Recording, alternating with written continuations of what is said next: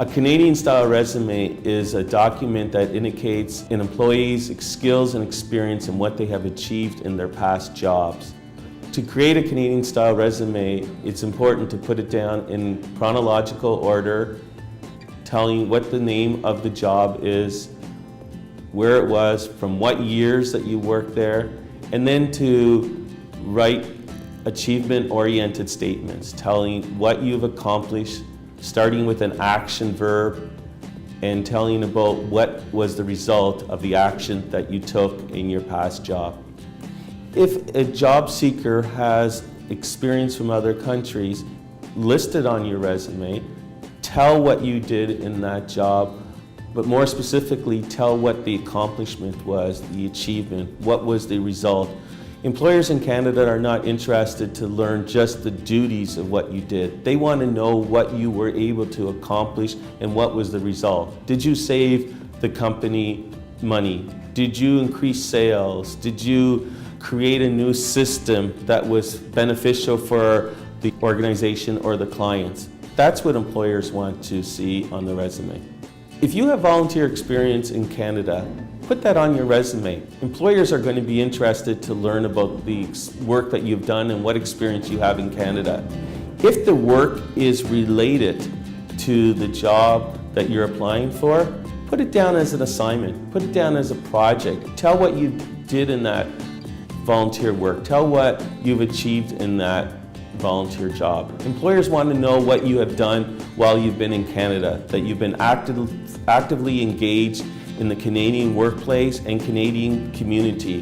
They want to know that you're an action-oriented person and you are doing things to help your career and to help the community at large.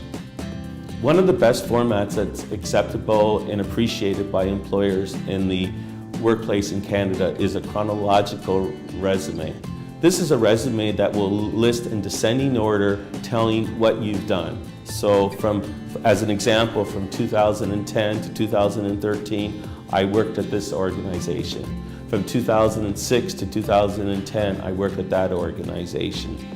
When applying for a job, look at the job description, determine what are the skills, the experience that they're looking for in that particular job.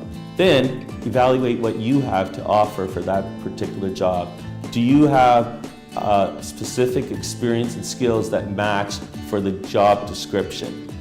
Once you've determined that you have that skills and experience, indicate that on the resume and tell what you've been able to accomplish.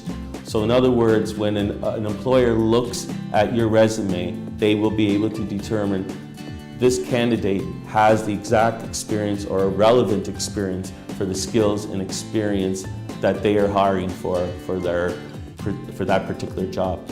I would suggest that all job seekers send their resumes and attach it to the email when sending it to employers. I would also suggest that the resume should be included in the body of the text of the email. That way, when the employer receives the resume and the email, he or she can decide if he wants to open up the document or if he just wants to look at it in the text of the email.